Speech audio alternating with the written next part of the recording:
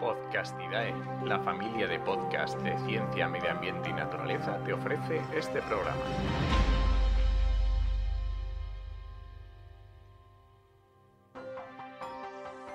Con el patrocinio de Verdes Digitales, agencia de comunicación y marketing especializada en proyectos ambientales y sociales.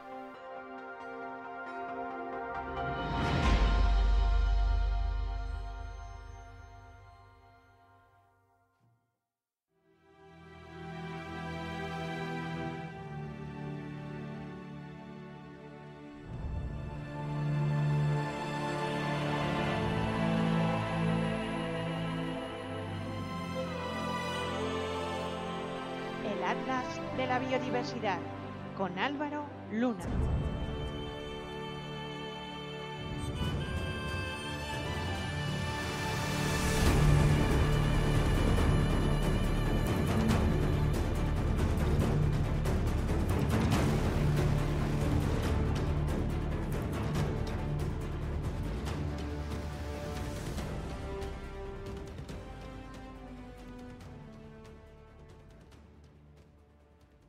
Semanas atrás dije que iba a hacer 3 especiales sobre el plástico.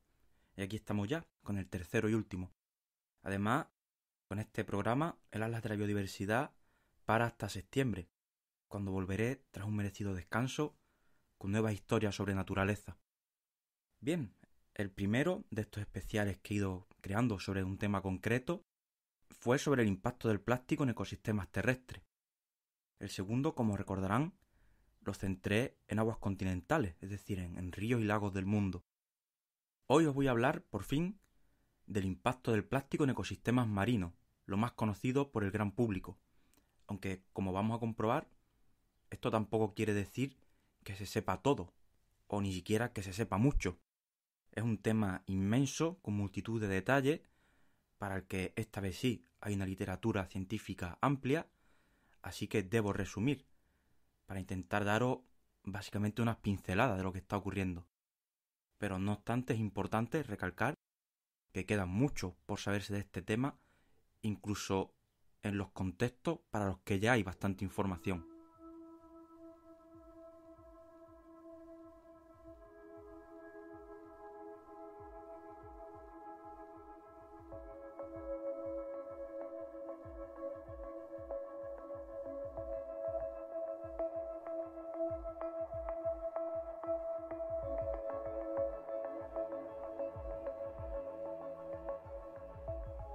En los últimos años, varias fotos y vídeos que tenían al plástico por protagonista se han hecho virales en internet, incluso han salido en las televisiones. En estas imágenes se podía ver a animales como ballenas y tortugas que o bien estaban enredadas en objetos de plástico, especialmente asociados a la pesca, o bien habían ingerido restos de diversos tamaños que flotan en el mar. En ambas situaciones, este encuentro entre la basura marina y los animales causa un daño, ya sea afectando a la salud y a la supervivencia de los animales afectados o causándoles la muerte, en el caso de la basura ingerida por obstrucción del tracto digestivo, por ejemplo, y en el caso de esos animales atrapados en cuerdas y redes, pues puede ser por asfixia, por debilitamiento e imposibilitar el movimiento libre, o a través de heridas que pueden producirse. Las cifras son terribles, no se puede engañar a nadie. Hoy se sabe ya de decenas o cientos de especies, por ejemplo de aves marinas, en las que se ha encontrado plástico, ya sea en su sistema digestivo, en el nido, o incluso hilos de pesca visibles en las patas, en el pico de estos animales. El problema es tan grande que se estima que de seguir esta tendencia, en 50 años prácticamente todas las especies de aves marinas contendrán plástico en su interior o se habrán visto afectadas en algún sentido por el plástico. Cuando hablamos de aves marinas, el plástico puede afectar de las más diversas formas que podemos imaginarnos. Por un lado, podemos ver cómo hay adultos de diferentes aves marinas, como albatros, pardelas, que pueden cebar a sus pollos sin querer con plástico. Podemos encontrar aves como los cormoranes, que emplean material de pesca y otros residuos para la construcción del nido y empezamos a ver casos en los que los pollos, sin haber salido del nido, ya no tienen opciones de vivir, no tienen opciones de futuro, porque o están muy debilitados al haber sido alimentados con basura, por lo tanto no han podido desarrollarse bien, o quedan atrapados en sus propios nidos, enredados en cuerdas, de manera que o las heridas que esto le produce o simplemente el hecho de no poder escapar de ese nido va a imposibilitar que esos animales lleguen adultos. En cuanto a cetáceos, más de lo mismo. Aparecen diferentes especies de ballenas muertas en las playas y al analizar lo que ha podido ocurrirle, encuentran en su interior kilos y kilos de plástico, trozos incluso de la altura de una persona. Lo mismo puede decirse para tortugas marinas, que bajo atención profesional en centros de recuperación no paran de defecar trozos de plástico, incluso envoltorios de productos como caramelos, que todos conocemos, y otros elementos similares que confundieron con alimentos, por ejemplo, medusas. Como he dicho ya en varias ocasiones durante estos especiales, el plástico no es el problema principal del medio ambiente a nivel mundial, pero afecta negativamente a múltiples poblaciones de diversas especies de todo el mundo. Especies y ecosistemas que ya sufren otras amenazas, con mayor o menor importancia en cada caso, y que al sumar un nuevo motivo, en este caso el plástico, un nuevo motivo que daña, ven peligrar su futuro aún más. Por lo tanto, hablamos de que el plástico es un nuevo impacto, un nuevo problema para una naturaleza ya maltratada y que no puede soportar nuevos impactos a añadir a la amplia lista que ya existe. Evidentemente, aunque he hablado de aves marinas, de cetáceos, de tortugas, 2 o 3 grupos de animales concretos y famosos, el plástico llega a todos los rincones de los océanos y afecta a especies tanto conocidas como menos conocidas. Se ha encontrado, por ejemplo, plástico en peces que todos conocemos por el consumo, como las cabayas. En este caso eran fibras textiles principalmente, que proceden de aguas residuales urbanas de ciudades costeras, que van cargadas de microfibras que se desprenden de la ropa cada vez que ponemos la lavadora. Por lo tanto, hablamos ya también de cómo especies que tienen un interés económico o comercial que pueden acabar en el plato pueden tener plástico en su interior. Plástico que además puede proceder directamente de esas ciudades cercanas al lugar donde se han pescado. Pero como digo, faltan muchas especies de todo tipo de organismos por investigar y muchos lugares del mar. Porque que sepáis que el problema del plástico no es solo lo que uno ve en la superficie. El plástico tiende a ir cayendo poco a poco hacia el fondo. Y en ese proceso pueden ingerirlo, pueden interactuar con él animales que están en los diferentes niveles de la columna de agua. De hecho, el plástico ya llega al fondo. Hoy ya existen vídeos en los que se van viendo diferentes especies que apenas han sido grabadas y entre ellas se puede ver algún envoltorio de algún producto o algún plástico blanco o transparente que ha terminado en el fondo. Tanto es así, a tantos sitios llega el plástico, que recientemente se ha bautizado una nueva especie de invertebrado y ya en su descubrimiento esos individuos que se han utilizado para demostrar que eso era una nueva especie tenían plástico en su interior. O sea, descubrimos especies nuevas que ya desde el comienzo vemos que están interaccionando con el plástico. El reparto de estas millones y millones de partículas de residuos interaccionando negativamente con la naturaleza no solo se pueden valorar desde la superficie hasta el fondo, también a lo largo. El plástico se reparte por aguas de todo el mundo. Para el gran público puede que lo más conocido, junto al impacto en tortugas y en algunos animales emblemáticos, sea la presencia de eso que han llamado las islas de plástico, sobre todo la isla de plástico del Pacífico Norte, que es la que más estudios ha acaparado y de la que más se habla en los medios. Efectivamente, aunque podemos encontrar plástico en prácticamente cualquier rincón del mar, hay ciertos puntos de los océanos donde parece estar concentrándose especialmente, y es eso lo que se ha llamado isla. Cuando hablamos de isla no hay que imaginar una isla sólida. Las islas son zonas de mayor concentración de plástico en comparación a otros lugares que tienen menos. Plástico que en gran medida son partículas del tamaño de un grano de arroz. Todas estas partículas, más o menos pequeñas, forman una extraña sopa donde la interacción de este elemento nocivo alcanza su máximo exponente. Este gran acúmulo, que actualmente dicen que alcanza el tamaño de 7 veces un país como España, se ha formado por la acción de los giros oceánicos, unas corrientes que tienden a concentrar en su interior al plástico, arrinconándolo y concentrándolo. Hoy sabemos que no solo existe esta famosa isla de plástico, hay otras, de hecho, en el Pacífico Sur, y también tenemos 2 en el Atlántico Norte y en el Atlántico Sur, cada una con cantidades ingentes de plástico en su interior. Y se siguen descubriendo más, actualmente ya hay más. Y no solo eso, sino que descubrimos otros puntos del mundo en los que se descubre que la concentración de plástico es similar a la de la famosa isla de plástico. Por lo tanto, estamos hablando de un verdadero problema que no estamos midiendo del todo bien.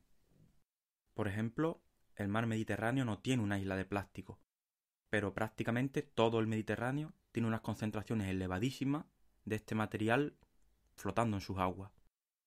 Además hablamos de un mar, el Mediterráneo, semicerrado, con acceso al Atlántico por el estrecho de Gibraltar y muy humanizado, un mar que recibe mucho impacto con muchas ciudades costeras. De hecho, hay que recordar que España es el segundo país que más plásticos arroja al Mediterráneo, y algunos puntos de las Islas Baleares, cercanos a la costa, tienen el récord de ser los puntos con más plástico encontrado dentro del mar Mediterráneo. También en Canarias el problema del plástico empieza a ser muy conocido, aunque allí de lo que más se habla es de la presencia de microplásticos en las playas. Desde hace alguna década, y pese a las tareas de limpieza continua, el mar no para de arrojar basura y más basura a la arena. Y esto hay que decirlo también porque es importante. No es que cada día la gente deje basura en las playas de Canarias, sino que por las corrientes marinas se va depositando. Aparecen, en este caso, unas islas que son atravesadas por diversas corrientes cargadas de plástico y no paran de chocar plástico con esas playas. Esto dificulta mucho la búsqueda de soluciones, porque ya no depende de ti. Son cantidades enormes de plástico circulando por los mares y un lugar concreto no puede solucionar eso. En general no estoy queriendo dar cifras exactas, para no marear con números ni asustar, pero en general las cifras son realmente escandalosas. Y el tema del plástico, hay que decirlo también, va mucho más allá de lo que estoy contando. El que quiera profundizar puede hacerlo. Hay información en diferentes fuentes, incluyendo el libro que yo he escrito, La Era del Plástico. No estoy queriendo dar cifras exactas para no marear con números ni asustar, pero en general las cifras son realmente terribles. Y además el tema del plástico va mucho más allá de lo que estoy contando. El que quiera profundizar puede hacerlo. Hay información en diferentes lugares, incluyendo el libro que yo he escrito, La Era del Plástico. Yo me estoy centrando quizás en los impactos más visibles, en lo que la gente más o menos conoce, pero la influencia del plástico a otros niveles dentro de los ecosistemas empieza a conocerse y va a dar bastantes sorpresas en el futuro. Por supuesto, también queda mucho por saberse del efecto en multitud de especies, porque en el fondo, aunque sabemos, queda mucho por analizar. Hay muchas especies de todo el mundo para las que aún no tenemos datos de si están viéndose afectadas por el plástico.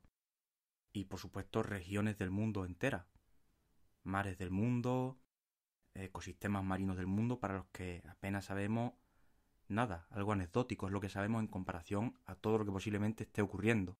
En cualquier caso, todo lo que tiene que ver con el estudio científico de los plásticos no para de crecer, es una disciplina de moda, en este caso yo creo una moda justificada y que no va a parar de generar información de forma continuada durante un buen tiempo.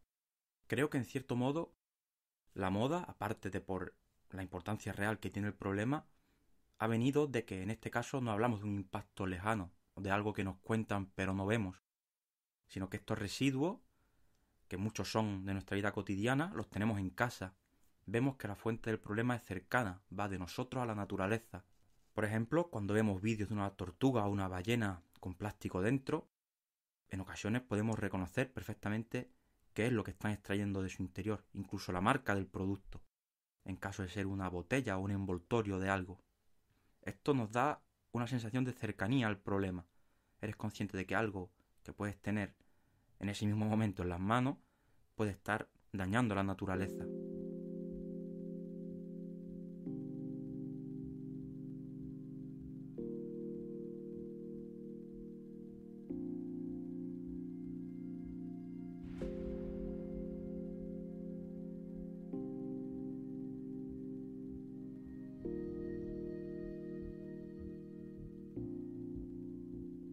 En estos especiales que he hecho he podido dar detalles, una pequeña introducción al problema, una iniciación a lo que ocurre en lugares como las ciudades, el medio agrícola, los ecosistemas terrestres en general, ríos en los que el plástico también tiene un papel que va más allá de ser un canal de transporte de basura, y también lagos. Y ahora estamos viendo una parte un poco de lo que ocurre en mares y océanos del mundo. Lo que es evidente es que tenemos un gran problema con la entrada masiva de plásticos de diferente tamaño al medio natural. Y la realidad es que aunque ahora mismo frenásemos este proceso de entrada, el plástico que ya existe y que ya está circulando por la naturaleza, al ser un material que perdura, puede estar décadas circulando, entrando en la red de la vida y dañando. Con esto quiero decir que la búsqueda de soluciones a este problema es amplia. Debe enfocarse tanto en frenar el consumo de ciertos productos como también la entrada de los mismos al medio, es decir, una gestión de residuos eficaz. Pero no hay que desatender el desafío que resulta retirar el que ya hay de la naturaleza y que es muy difícil de extraer de ahí. Es algo que si se consigue hacer no va a ser en 2 días, porque hablamos de toneladas y toneladas de pequeñas partículas por todos los mares y océanos del mundo y por multitud de ecosistemas.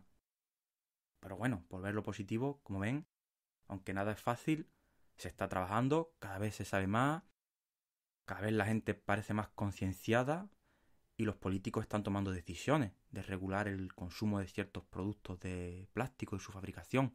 Al menos somos conscientes ya de que hay un problema y parece que estamos encaminándonos a poner soluciones, aunque pueden parecer insuficientes dada la gravedad del problema y la urgencia que tiene frenar esto. Espero que os hayan gustado los especiales sobre el plástico. Creo que los 3 de forma conjunta contienen una idea básica de por dónde van los tiros en todo este gran problema del plástico. Creo que os he podido despertar el gusanillo para que profundicéis sobre el tema ya en el aspecto concreto que más os interese.